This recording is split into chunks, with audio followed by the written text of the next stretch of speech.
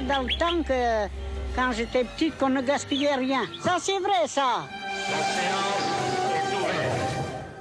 Une question d'âge, mais une partie d'entre vous a clairement reconnu la mère Denis, personnage devenu mythique qui incarne en quelque sorte le premier buzz de l'histoire de la pub. Tout commence en 1972 lorsqu'un publicitaire qui passe ses vacances dans la Manche croise régulièrement le visage de cette lavandière et a l'idée d'utiliser son image pour vanter les mérites d'une machine à laver. Un coup de com' à contre-courant et l'audace paye. La mère Denis, à 79 ans, sera même désignée comme la personnalité de l'année 1982, 40 ans plus tard. Que reste-t-il de cette histoire? Vous allez probablement être surpris. Le mythe perdure. C'est l'acte 1 de ce soir. Sa vie n'est pas un long fleuve tranquille, n'est-ce pas? C'est ben vrai ça. Ça c'est vrai ça. Elle s'en est sortie grâce à son travail de lavandière et à sa gouaille, n'est-ce pas? Ah, c'est ben vrai ça. Ah, c'est pas vrai ça. Ce n'est pas tout à fait son accent. C'est vrai ça. Avec ce slogan et sa bonhomie, la mère Denis est devenue la reine de la publicité. C'est la caméra ça bien sûr. J'ai l'habitude.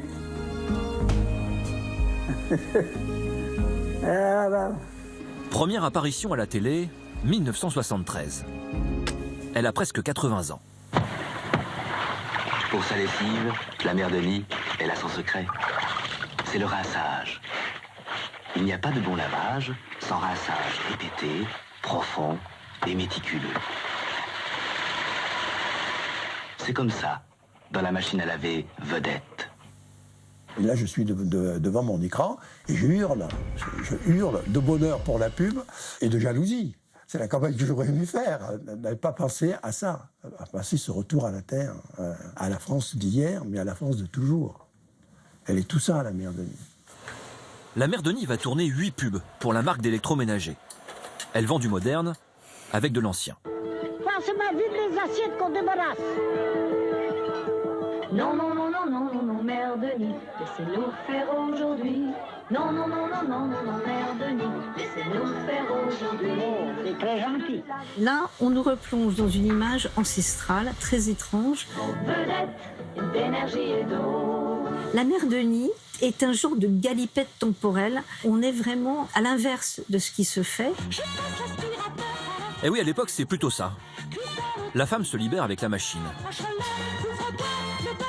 Et pendant ce temps-là... Je me rappelle dans le temps que quand j'étais petite qu'on ne gaspillait rien. Les Français hésitent après 68 entre le retour à la terre et le snobisme parisien. Et c'est parce qu'elle était la représentante de cette France d'en bas, des Gilets jaunes de l'époque, qu'elle a réussi comme ça. La marque vedette devient l'un des leaders du marché grâce à la mère Denis. Tout a commencé par le coup de génie d'un publicitaire, Pierre Baton. Il passe depuis toujours ses vacances en Normandie, dans le village de la mère Denis. Depuis ma plus tendre enfance, j'ai vu la mère Denis allant jusqu'au lavoir qui est à 150 mètres, laver le linge avec son battoir, sa hotte et beaucoup de courage. Alors il m'a demandé si je voulais être photographié. J'ai dit oui. Alors ils sont venus avec tout le matériel. Ils étaient une vingtaine, ils m'ont photographié, puis ça a bien marché. Ma figure plaisait à tout le monde, mon visage, tout ça.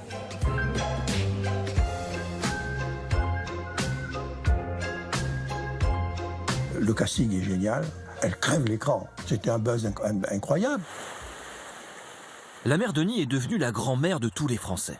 Mais c'était surtout la grand-mère d'Alain. C'est ben vrai, ça. Alain Denis, son petit-fils. Donc là, la grand-mère, elle devait avoir 82 ans. En pleine notoriété, là. Et moi, j'en avais 26. Elle était déjà célèbre, qu'elle apparaissait comme étant la bonne grand-mère de tous les Français. Et la vraie vie, c'est pas toujours ce qu'on montre dans les publicités. La mère Denis est née en 1893, en Bretagne. Elle s'appelle alors Jeanne Le Calvé.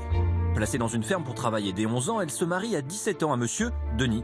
Ils ont 5 enfants, elle s'installe comme garde-barrière en Normandie. Le couple se sépare, 2 enfants meurent, les autres sont placés. Elle quitte tout, sans un sou, et devient lavandière. Aucune retraite, aucune famille, jusqu'au miracle publicitaire. Elle est partout, sur les bus, dans le métro, dans le New York Times. Un livre lui est même consacré. elle se retrouve sur le plateau de Bernard Pivot. De Jeanne Denis. Pourquoi vous avez raconté d'abord cette biographie de cette dame ? Il m'a semblé intéressant de montrer ce que pouvait devenir une personne pauvre. Madame Jeanne Denis est là, alors vous êtes heureuse maintenant Ah oui, je suis très heureuse. Oui. Je suis encore contente. Vous êtes toujours contente alors. Oui. C'est ça. Mais vous ne l'étiez pas avant. Oh, si. J'étais toujours à peu près content, quoi. C'est vrai que la grand-mère, elle en a bavé.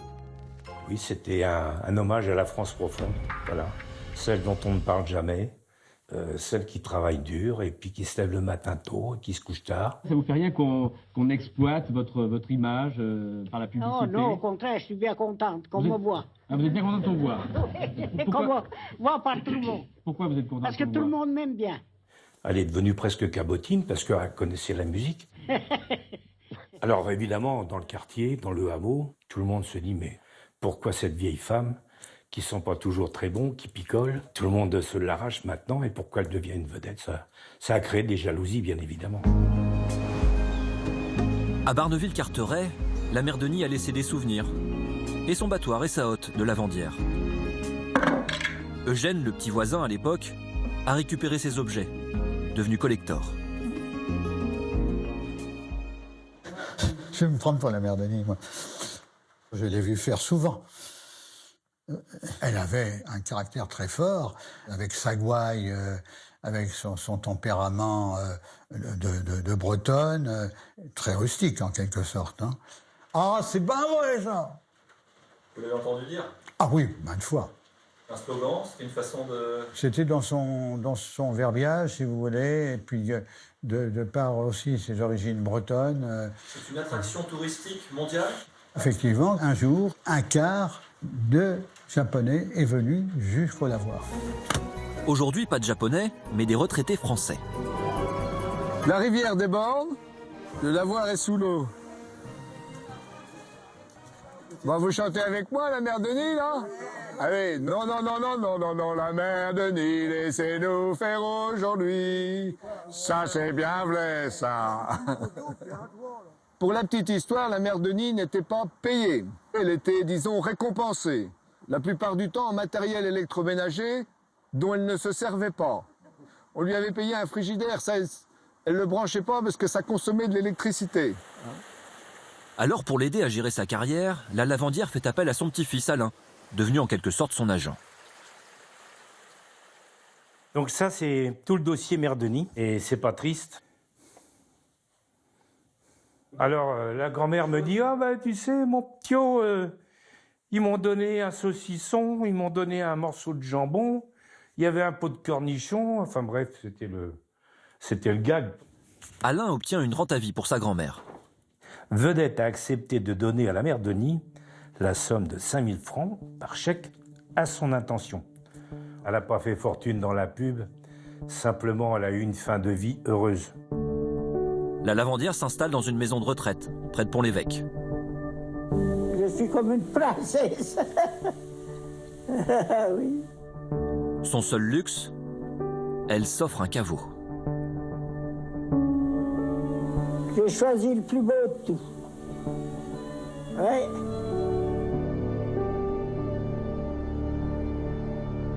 Est-ce qu'elle fait partie un peu de la France, c'est le patrimoine de la France? Elle est de la France, à tout jamais. Je me dis, elle a pris une belle revanche.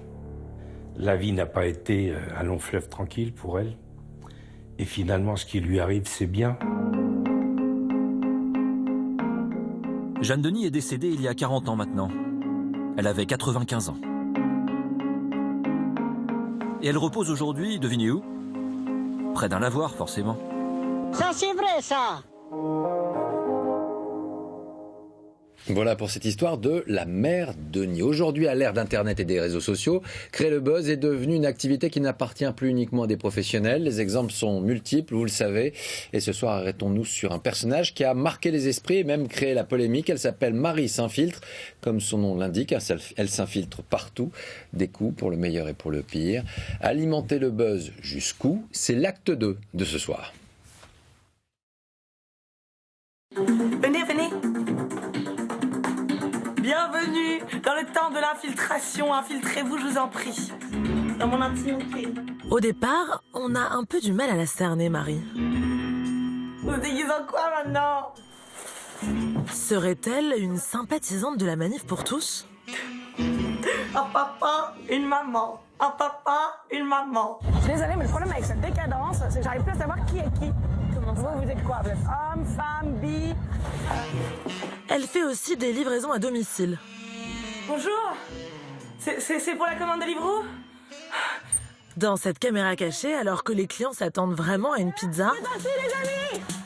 elle débarque avec 30 copains.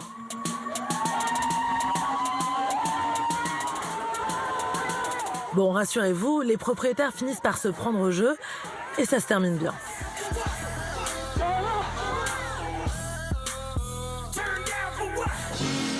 Marie est une fille culottée. Regardez, il y a 4 mois, au défilé de mode Chanel, elle s'infiltre au milieu des mannequins, comme ça. Et ça passe, personne ne l'arrête.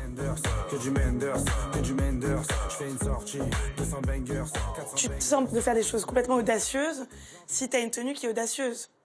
Parce que le costume fait le personnage. Une fois que t'as ton costume, t'es beaucoup plus libre, tu vois. Parce que qui est cette folle dans la rue? Ça peut pas être moi. Ça peut pas être Marie. C'est Marie s'infiltre.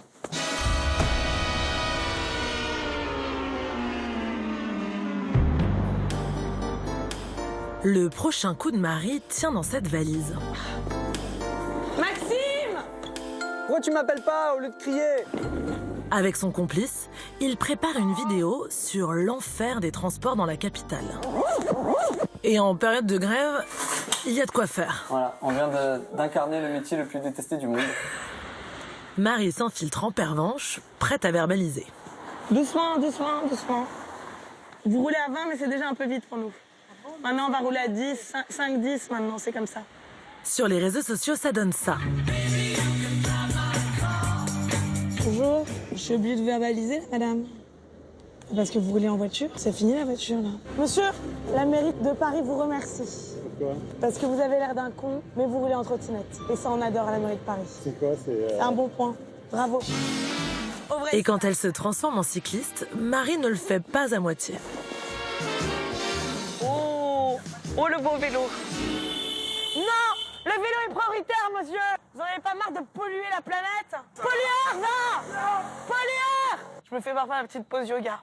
Namasté. On est bien. Chaud devant. Pour faire le buzz, c'est simple, il y a une règle. Aller encore plus loin. Madame Hidalgo, à nous. Attention!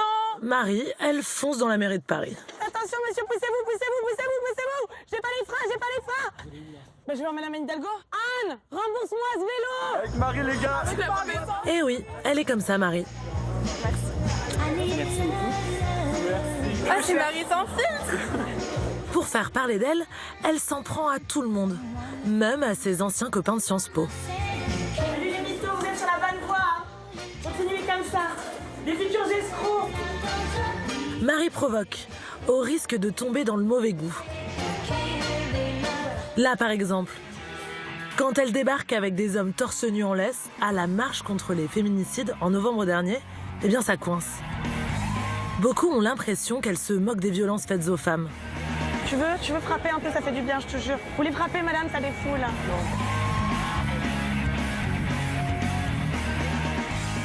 Marie s'infiltre, c'est quand même le pire de ce qu'a enfanté notre civilisation. Elle est dénuée de décence, prête à tout pour un peu d'attention. Déchet de l'humanité. Et même auprès de ses fans, ça ne passe vraiment pas. J'avoue que malheureusement, je suis désolé, mais samedi, j'étais triste, vraiment. Mais je trouvais que le message était tellement beau de cette manif, est-ce que c'était vraiment utile? Mais voilà. Tu comprends que c'est pas que rire, mais c'est aussi montrer une autre vision des choses. Oui, bien sûr. On lui a demandé de nous l'expliquer, sa vision des choses. Mais honnêtement, elle ne nous a pas vraiment convaincus. Je suis tout à fait consciente, quand je vais à la manifestation, que je vais choquer.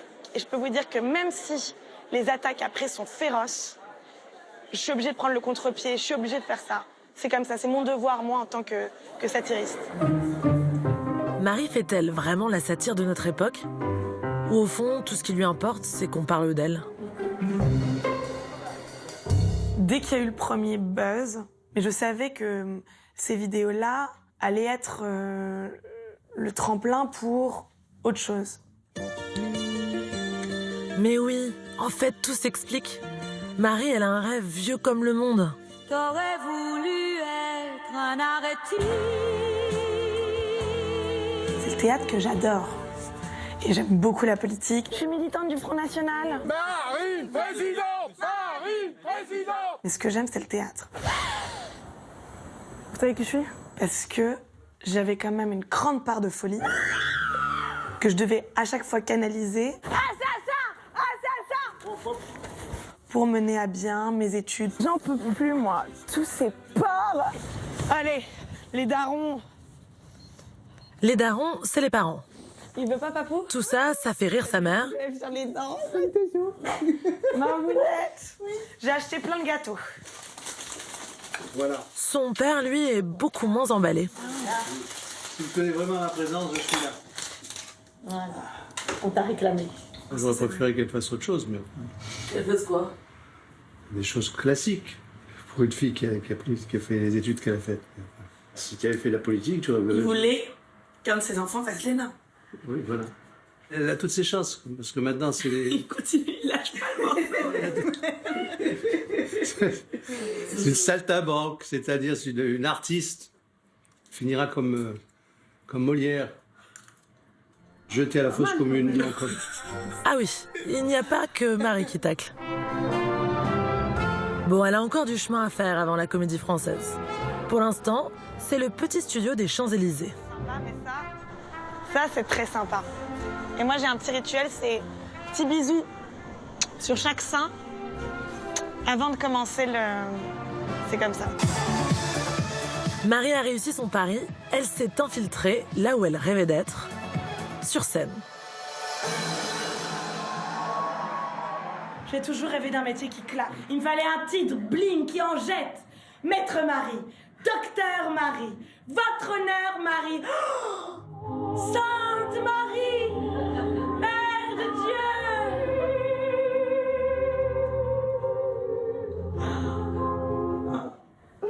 Non, c'est naze. Mère de Dieu, non mais je te jure. Les gens qui n'ont pas d'ambition. Dieu à la rigueur, Mère de Dieu. Parfois je me déçois. Comme quoi, faire le buzz, c'est un bon tremplin. Mais est-ce que ça suffit ?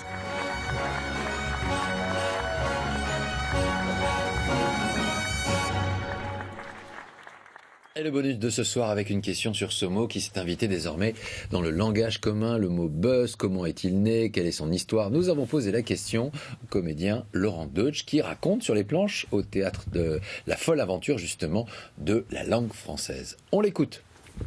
Bonsoir à tous. Aujourd'hui, je voulais vous parler d'une expression, faire le buzz. Alors faire le buzz, tout le monde sait ce que ça veut dire, c'est faire l'actu, c'est le bruit qui court et qui se répand le plus possible sur les réseaux sociaux. Eh bien ça tombe bien, parce que buzz, à l'origine, c'est un bruit, c'est un son, c'est une onomatopée, c'est le bourdonnement de l'insecte. Buzz, c'est le bzzz. Et oui, le buzz, c'est le papillonnement du moustique qui nous menace et qui s'apprête à nous foncer dessus pour nous piquer. Eh bien figurez-vous qu'aujourd'hui, le buzz, c'est aussi menaçant que le moustique pour les plus farouches défenseurs de la langue française. Vous savez, les anti-globiches qui voient des anglicismes partout venir envahir notre langue, un peu comme le moustique envahit nos belles soirées d'été. Alors à cela, j'ai envie de dire, les mecs, on se calme, on respire tranquillement, on met de la crème anti-moustique, parce qu'on a encore une sacrée avance. C'est vrai que buzz, c'est un anglicisme, c'est un mot anglais, ça, y a rien à dire, mais je vais pas vous faire un cours d'histoire de l'Angleterre. Je vous rappelle quand même que depuis 1066 et la bataille de Hastings avec Guillaume le Conquérant, duc de Normandie, premier roi d'Angleterre, eh bien ça va causer français à la cour de Londres pendant 500 ans. Le français va y devenir la langue du roi, du pouvoir, de l'élite, de la justice. Et voilà pourquoi, encore aujourd'hui, près de la moitié du vocabulaire anglais, il vient chez Bibi, c'est du français. On a de l'avance, les gars. En plus, buzz, c'est peut-être un mot anglais, mais au départ, c'est qu'un bruit, et qui s'entend pareil qu'on soit français ou anglais. Buzz, c'est buzz en anglais et buzz en français. On va pas rentrer dans Bisbee pour une histoire de bad buzz. Tiens d'ailleurs, Bisbee aussi, ça vient de buzz, mais cette fois-ci, on le doit aux Italiens, au XVIe siècle. Tout est lié, les mecs. Le métissage de la langue, c'est pas un danger, c'est une chance. Alors bonne année. Ainsi va pour l'histoire du buzz dans 20h30 le samedi ce soir. Merci à l'équipe du jour, François, Julien, Benoît, Maya, Frédéric. Merci à vous de nous avoir suivis. Un journal et une émission réalisés dans des conditions particulières en raison d'un mouvement de grève suivi par une partie du personnel de France Télévisions. Belle soirée à vous. Tout de suite, Boyarland, Olivier Mine et toutes ses équipes. À demain.